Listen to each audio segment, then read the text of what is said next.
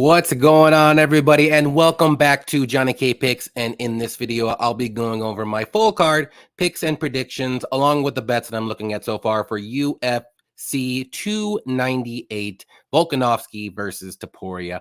First things first, please hit the like button, subscribe if you're new, or if you just haven't, hit those notifications so you know when I put out my videos when we do our live shows each and every week, Tuesday, Fridays normally. Leave some comments below, helps out the videos, helps out the YouTube algorithm, all that stuff. And then also check out the Patreon up there, patreon.com/JohnnyKpicks. I got all my bets out there, all soccer bets, all NFL bets, NBA, whatever you can think of. Got it up there on Patreon, $5.99 a month. Always appreciate the support. If not, totally cool. I do post my bets on Twitter and Instagram during the week. So last night was UFC Vegas 86, and overall, pretty fun card to watch. A lot of good finishes. So let's jump right into the reactions that I always put out. For my picks, I'll start off with that. I went 8-5-1. The one was the no contest with Daniel Marcos. And speaking of Marcos was cruising that fight until 4 nut shots later. They called it a no contest. Kind of unfortunate. He was going to win that fight. I had him in a parlay with Ige, so I would have won a little bit more money on that bet. But he would have won that fight. He was cruising. He was the better fighter. And it's unfortunate that it just 4 nut shots. That's what it takes. Emil with the KO. Fernie gave it his all. Yeah, Fernie was definitely the smaller guy. You could tell the power difference too. Emil was just landing the bombs, and Fernie just couldn't. I mean, he didn't like go out cold. It was a standing KO, but good stop by the ref there. Guskov dust Pauga in the first. I mean, it was either going to be Guskov in the first or Pauga in the second, third, or decision, and Guskov got him in the first. Max Griffin edges out Wells in a close fight. Now I'm gonna be the contrarian here, and I do think Wells won that fight. Now, was it a robbery? No, not even close. It was a very close fight. Not a lot of action was going on in the first couple rounds, but Wells clearly won round 2. Max clearly won round 3, but round 1 was the close one, and I just thought Wells landed the better shots, and I thought he won it, and he edged it out. Now, split decision, totally get that as well. Unfortunate, I had Wells in a bet. He was in a parlay with Oki before the Demir fight got canceled. So it is what it is. It was just a smaller money line bet for Wells, but I did think thought he won, but it is what it is. No wrestling for Clark equals low fight IQ. I don't know what was going on with him. He tried for like 1, maybe 2 takedowns early, and then he stopped, and then he just struck with Marcin. And you're not going to win he's not going to win a striking fight with Marcin. So that's why he lost that fight 30-27. Not a good look. Warloma is amazing, just like DC's back pop. I don't know why DC said something about his back popping was like super amazing during that fight, but it was funny. Loma looked great, and that's exactly how I thought this would play out. I actually thought Loma won 30-27, but 29-28 unanimous. I'll take it. Judges were a little bit crazy scoring some of these other fights, but good win from Loma. Okido clearly won. Here's another one. Clearly won 29-28. That split was trash. There is no way that it should have been a split decision. Like, I forgot who he fought. Kuamba did not win 2 rounds at all. He won round 2 with the grappling, but rounds 1 and 3 were clearly Oki. So good win from him. Like his hands. There is a little hole with his grappling, so we'll see. Officer down. Pratis killed a man. Yeah, Giles was looking good till he got smoked. And Pratis is dangerous. He's that kind of guy. Very long for the division. Good win from him. Vera gets the first round sub. FML. Yeah, I thought Petrosian was going to get it done. I thought he was going to be able to survive the first round. I knew he was probably going to get taken down in the first. He was like 10, 20 seconds away from surviving, but he did tap. And good win from Vera. I just thought, Petrosian could last the first round, and that's when Vera gets a little tired. Still can't trust MJ for 15 minutes, even though he won, looked great for 14. He almost lost that fight at the end with a triangle, armbar, whatever, when he was grappling. He's got submitted like 9 times, I believe, or something crazy like that. So good win from MJ. He was dominating that whole fight, looked great on the feet, did some wrestling, all that good stuff. So good win. RoboCop said, dead or alive, you're coming with me. If you don't know that reference, go check out RoboCop, the movie. RoboCop looked fantastic. He was getting hit a little too much, and I was kind of sweating because I have a pretty big bet on RoboCop with Loma, and he got done in the 3rd round. He just cracked Tavares in the 3rd and got him done out of there. Good job. Eeyore looked better at middleweight. Yeah, he looked way better at middleweight, actually. I thought the fight would go under 1.5, but it clearly didn't. Couple nut shot and an eye poke in the first round gave him a little bit more of a break, but his cardio looked good, especially in short notice, going down about 20 pounds. So maybe this is the weight class for him. He's going to be way bigger than a lot of these middleweights, and that could give him the edge. And I'll look at that later on if he's staying at middleweight, which I do think he is. So good win from him. I will say, though, Robert Brzezik did not look good. He's very one-dimensional. So I was kind of underwhelmed with him. 50K for Ige, amazing. He was one of my more confident bets of the card that I had and picks, and I got it done in the first round. Dusted Fili. Fili's chin is a little questionable there, so you got to watch out with Fili. I like Fili as a fighter, but if he's fighting somebody who can knock somebody out, probably want to fade him. And Jack took Joe to the deep waters and got it done. Yeah, Joe got it done in the first 2 rounds, but then Jack turned it right around in the last 3 and got it done 48-47. Good win from him. Joe needs to work on that cardio. That's all I got to say. I mean, otherwise he's going to lose a lot of these fights. So we'll go to the next thing here. If you didn't know, and me and Cody from Blood Money MMA Bets, we're doing a ladder challenge, and our first ladder bet was Rodriguez and Ige. It won, so we're going on to step 2. So check us out on Tuesday night when we give you our next step bet, and we're going to roll this. We started with 25, so now we're at 56.41. We are going to roll that 56 over to the next bet, so definitely want to check us out on Tuesday night so you can get bet number 2. So here are my bets. Like I said, little bit of a back and forth night. I went 3 and 4 on my bets. I had 7, 1, 3. I ended up minus 1.62 units. I had Armin Petrosian. He lost, so not the greatest bet. Jeremiah Wells he was in a parlay with Oki, but it was just a single bet after that fight fell off with Demir. I thought he kind of won, but it is what it is. Won the Gregory Rodriguez Loma parlay. I had the Ige win there. I also had Marcos, so that kind of sucked because I thought Marcos was going to win. I should have won a little bit more money on that bet, but I mean, I still won Ige. I had that Ige fight to go over 1.5 rounds, and it clearly didn't, so that's a little unfortunate for me there. Had the under in the Eeyore fight. That didn't go under. Little unfortunate there, and then I hit the time prop parlay that I always do at the end. So minus 1.62, not the worst, not the greatest. I'll take the small losses, not as long as it's not like over 5 or over 6. So we'll take it. So move on up to the next one here, which is going to be 298 Volkanovski versus Topuria. So we had a lot of changes, a lot of short notice guys, pretty decent amount of UFC debut guys too. So we'll jump right into it here.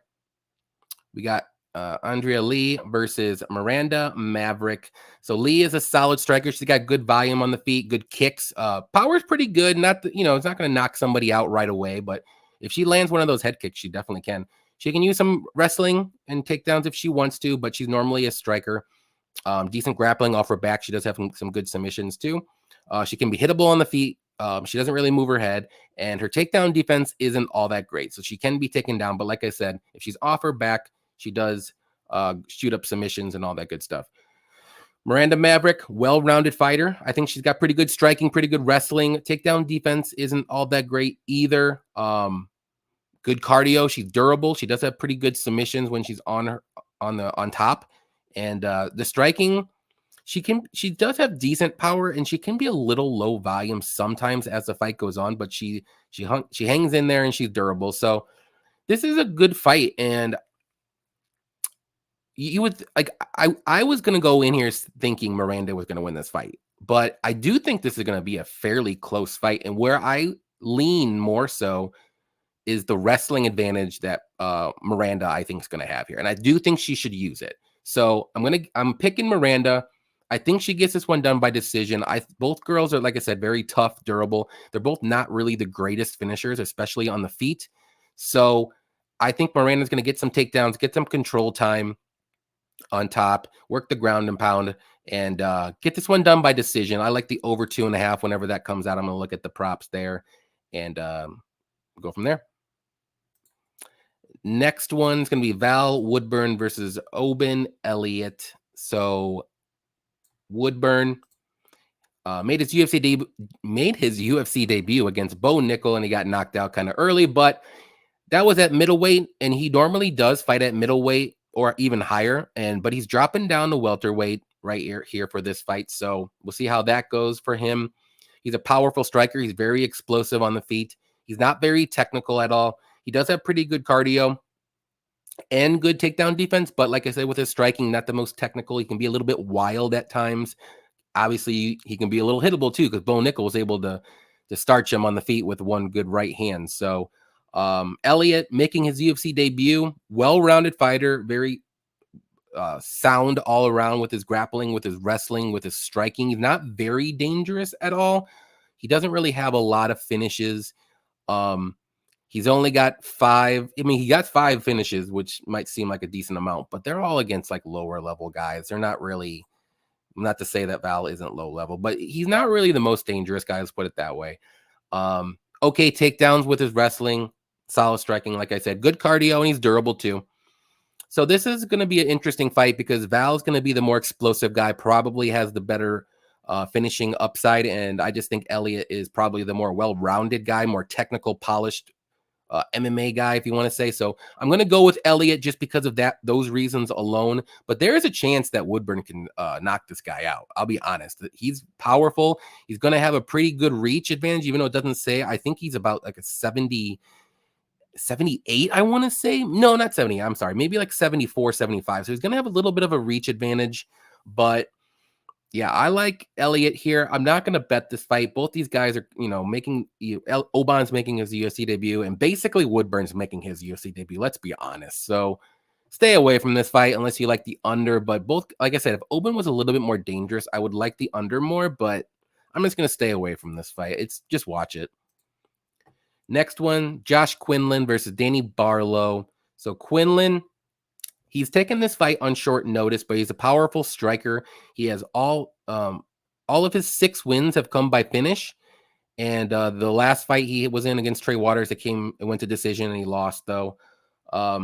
He does have pretty good grappling and wrestling as well, but he does like to keep it on the feet. He's very tough. He's durable. Pretty good cardio, as he showed. He went, and that was the first time he went all 3 rounds, but he clearly lost that fight and slowed down with his volume a little bit as the fight went on, but he's very durable and tough. Danny Barlow making his UFC debut, very powerful striker as well. He has a big reach advantage here at 8 inches, 2 inches of height. He stays at range very well. Very good counters. He can grapple and wrestle if he wants to, but he probably wants to keep it on the feet. And he has that death touch. And his nickname's Left Hand to God for a reason, because that left hand's pretty nasty with some of his finishes, especially in his last fight against Raheem Forrest. So, again, both these guys are kind of the same style of fighter, but I'm going to go with Danny Barlow. I like that reach advantage. I do think Barlow can land, especially on Quinlan, because Quinlan, he doesn't really have the greatest striking defense. He's more offensive orientated. He's not really defensive, and I think Danny Barlow can stay at range and land the 1-2s down the middle, maybe some kicks. If the grappling, if Josh initiates any of the grappling or wrestling, I think Barlow is okay there too. He's hard to take down, so give me Barlow. Do I love the line? No, because I do think, Quinlan has a chance to knock him out too, so maybe look at the unders here. Like I said, I know Quinlan's never been finished, and obviously Danny Barlow's never been finished. He's 7-0, but both these guys are finishers, so maybe look at the under, see where it's at. But I'm going to stay away from picking or betting aside. Going with Danny Barlow, I'll say 2nd round knockout. I know a lot of his finishes probably come early, but I think Josh Quinlan can survive the 1st round. Next one's going to be Mingyang Zhang versus Bredson Ribeiro, and we got Zhang. Let me find it on my notes here. There we go. He's making his UFC debut. Powerful striker. He's got pretty good volume. Good ground and pound if he gets his fight to the mat when he's on top. He can wrestle and grapple too, but he probably wants to keep it on the feet, and can be hittable. And then there's a little bugaboo with this guy, and if I can see it on here. No, it's not on here. Here's the bugaboo. He hasn't really fought the greatest competition. Look at these guys. 7-2, 1-3, 6-9, 9. These guys are super, super low level. Now, we've come to the point of where it's really risky is here. Askar Mazarov. He lost to Askar Mazarov. That's all I got to say. If you don't know who that is, look him up and you'll know immediately who that is. Bredson Ribeiro, also making his UFC debut. He's a very good striker with power too. He can grapple as well, but he kind of wants to keep it on the feet. Not really the greatest takedowns if he wants to take it to the mat. And he can also be hittable at times too. So both these guys are powerful strikers that try to go for the finish. But I'm going with the underdog here with Ribeiro. I don't trust Zhang whatsoever with that inflated record, if you want to say. Ribeiro, I think, has fought the better competition. But what does worry me a little bit too is he's lost 2 times by knockout, 2 times by finish. So he can be finished, but he also has a ton of finishes too. So one time he went to decision. I don't think this fight goes to decision one way or another. So, but give me Ribeiro. I think he's going to be able to land the shot to knock Zhang out of here. So we'll see what happens with the line. Maybe I'll do the under, if anything. Again, both UFC debut guys. I don't want to bet this fight. Next one's going to be Rinya Nakamura versus Carlos Vera. Nakamura, as you probably already seen from him, he's a very, very good wrestler. Very good takedowns. Very good cardio. He's durable. Good submissions as well. He does have power in his hands. He's not really the most technical striker. He can be a little bit wild, but if he lands, he can knock you out. And Vera taking this fight on short notice. He's 36 years old. His last fight was in the tough season. I think the last season. Making his UFC debut, if I didn't say that already. Well-rounded guy. He's got okay striking. His takedowns are just okay. He's got pretty good submissions, though I will say that. If he gets his fight to the mat, pretty good grappling, but he's not really, other than that, I mean, keep this fight on the feet. I think Rinya will be safe, but he's also a very good wrestler. I think he'll be safe too with the submissions, but you got to go with Rinya here. More dangerous guy. I think he's just way more talented than Vera, and I think he gets this one done. I'll say by knockout, maybe second round, but yeah, you got it. I mean, he's a huge favorite for a reason. I know Vera's never been knocked out, but I think Rinya can be the first guy to do it.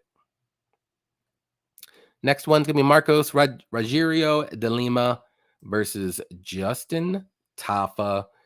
So both these guys are powerful strikers. De Lima, very good leg kicks, though. He can wrestle at times, pretty decent takedowns, durable. He can slow down after like a round and a half, maybe 2 rounds. His volume starts to fade a bit.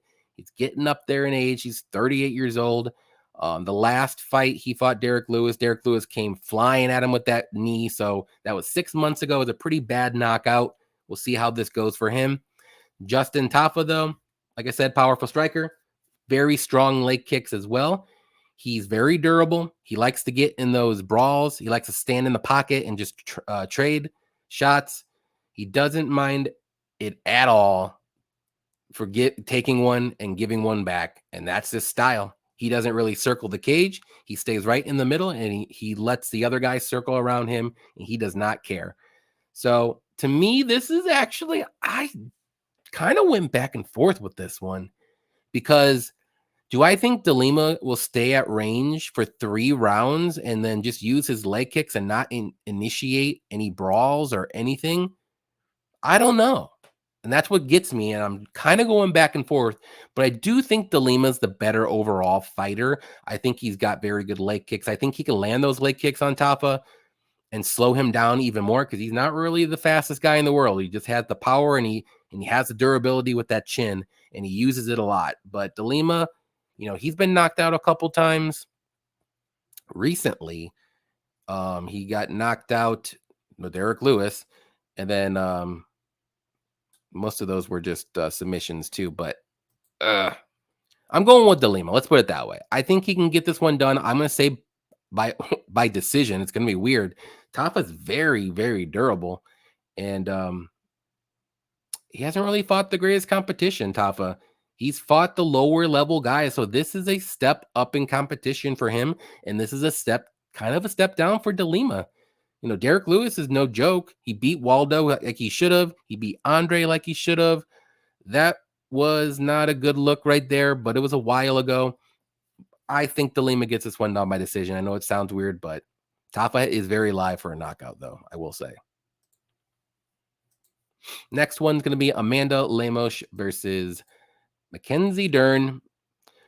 Lemos, very powerful striker for the strawweight division.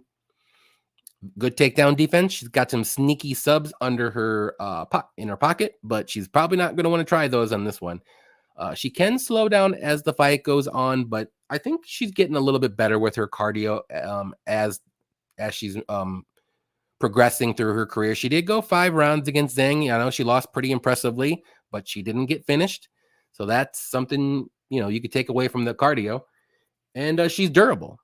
I know she's been finished maybe once, and that was just like a crazy interaction with Andrade with the standing arm triangle there. And I think, she's been knocked out once too, but it's been a while. Yeah, it's been a while. 2017. So she's durable. She's getting up there. She's 36 years old. So something to think about. Mackenzie Dern taking this fight on short notice, actually. Amazing grappler, as we all know. She's got amazing submissions. Her takedowns are still weak. Striking has improved, but she's super hittable on the feet, and she does not move her head at all. She's durable. She'll stay in there as long as she can. She did get knocked out against Jessica Andrade, and that was her first knockout. And she's a power puncher as well. So, who am I going with? I got to go with Lemos. I mean, powerful puncher. That's who Mackenzie Dern loses to. I think Lemos' takedown defense is good enough to stop Mackenzie Dern. And both these girls are about the same size. Lemos is very strong. Mackenzie Dern's going to have a tough night here. So give me Lemos to win. I'm going to say by knockout. I'm going to say in the second round, maybe third round. But the only way I think Dern wins this fight is if she does get this fight to the mat and work her grappling. She has a shot to get the submission. So the under can be live here. I just don't think Mackenzie Dern's going to get the takedown. I really don't. So give me Lemos to win. Second round knockout. Main card, Anthony Hernandez versus Roman Kopylov. This is going to be a very good fight. Hernandez, very good grappler, very good submissions, good takedowns, chain wrestler, if you want to say. His takedowns aren't the most technical, but after a while, he gets to his opponents and he'll get those takedowns. Very good cardio, like I said. Striking is just all right. He's not the worst on the feet. He does hang in there. He can survive on the feet, but he definitely wants to get this fight to the mat and chain wrestle and get this fight to the mat.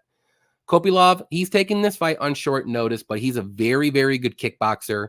Good power in his hands, very good body kicks, leg kicks, good takedown defense.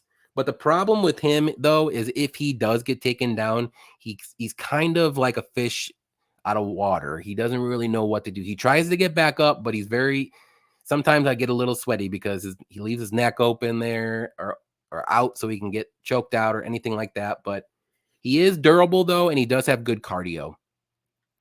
And this is going to be a close fight. Grappler versus striker.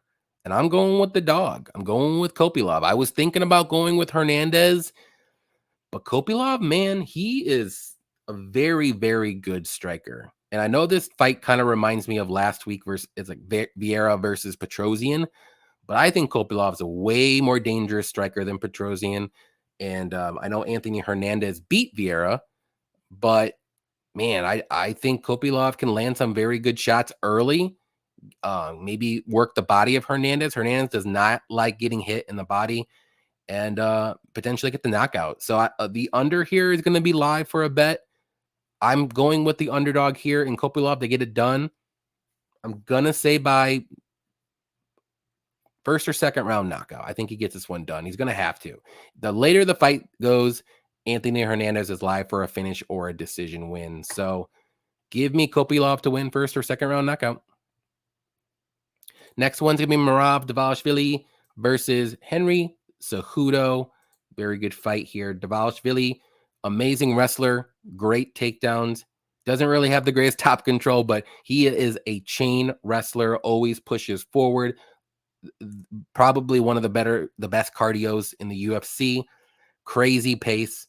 Striking isn't super technical, but he can land some bombs. He uses his striking to set up the takedowns.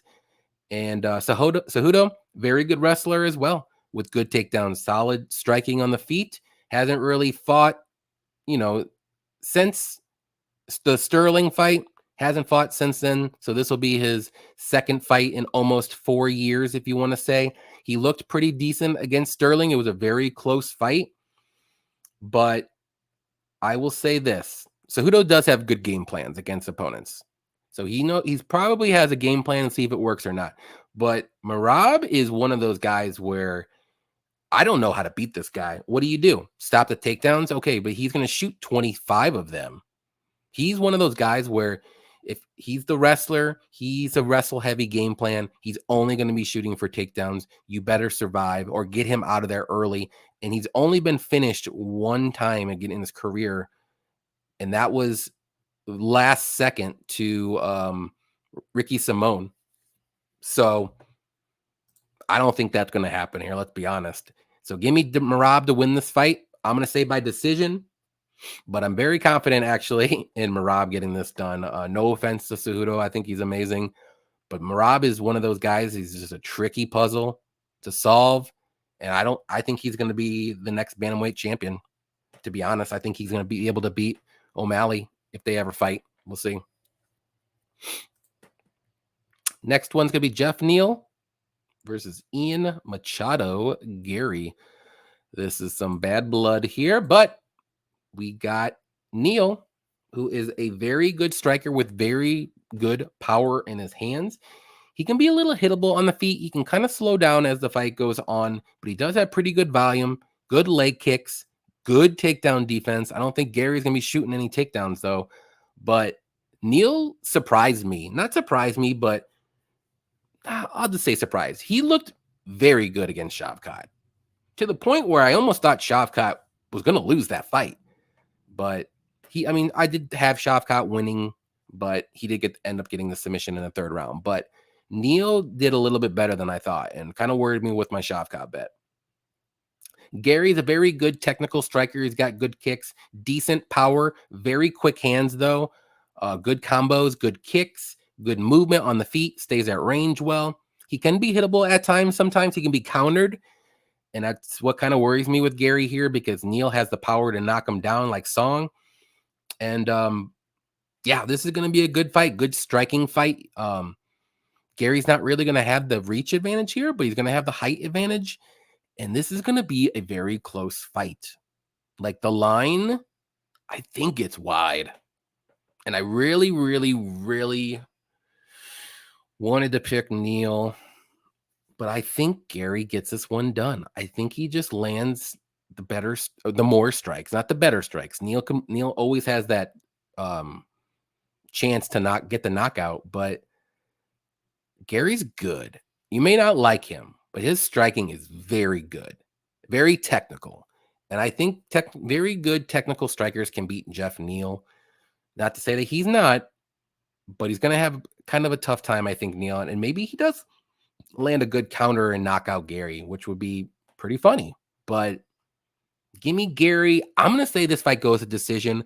I'm going to be looking at the overs when they drop, because I do think this fight goes over, because both guys are durable. Like I said, I know Gary's been dropped by Song, but Neal's one of the toughest guys. So I don't think Gary's going to be able to knock him out. It's more so decision for Garry. So wouldn't mind anybody doing dog or pass here, to be honest. I'm not betting this fight. I'll tell you that. If anything, it's going to be over. So Garry by decision, if I forgot to say that. Next one, co-main event, Robert Whittaker versus Paulo Costa, the man, the myth, the legend. We haven't seen him in forever, but Whittaker, very good striker, technical, good boxing, good kicks, good power in his hands, good takedown defense. He can mix in some wrestling here and there. He does keep his hands a little low for me. And as you saw in his last fight against Dricus, he got popped and with a jab, I believe, and he got dropped and he got knocked out, which that's a little scary because Paulo has that power to do the same thing. But Costa is a very powerful striker. He's got good volume. He's got good cardio for the size of a man he is. He's durable. He pushes forward. Takedown defense is good too. The only thing with him, he's just been inactive. He hasn't fought since 2022 against Luke Rockhold, and he won that fight, but he got taken down. It was a crazy, bloody mess of a fight. He did win that fight, but it was a year and a half ago. And I know he's tried to fight a couple times. He had that like staph infection or some kind of infection in his arm or elbow, but man, this is another one.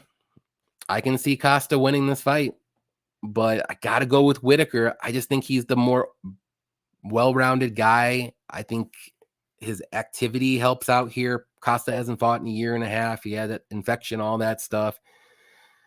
I'm going with Whittaker, but it wouldn't shock me again if Costa gets a knockout. Whittaker, I don't know if Whittaker's chin, it scares me, so I don't want to bet Whittaker. I like the overs here, maybe, depending on what it is. Because, Costa's going to be live for an early finish, but if he doesn't get the finish like over a round and a half, I think this fight goes to decision no matter what. So give me Whittaker by decision. Not super confident, I'll tell you that. Main event, very good main event. We got old man Alexander Volkanovski versus Elliott Topuria, undefeated, 14-0. Ooh, so Volkanovski, we all know who he is. He's super well-rounded. He's basically very good everywhere, except maybe he lacks the finishing abilities against some of these top-notch guys. He has gotten some finishes as of late, but they're coming against, Korean Zombie, Yair. That's a good finish, actually. Never mind. But the Korean Zombie one, it sucked to see, but we knew what was happening there. Yeah, he's just like I said, very good, durable, cardio for 5 rounds. He's got wrestling he can mix in, very good boxing.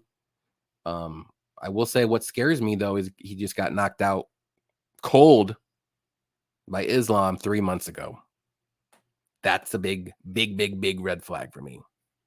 Now, Topuria, also super well-rounded guy. Very good boxing, good counters, very quick with his hands. He's got good grappling, good wrestling. He's got good takedowns. He's durable. He could take a punch.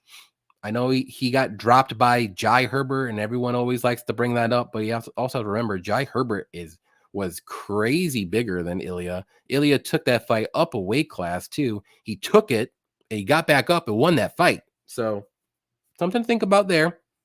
Don't be knocking Ilya for the Jai Herbert fight, but this is going to be a very fun fight.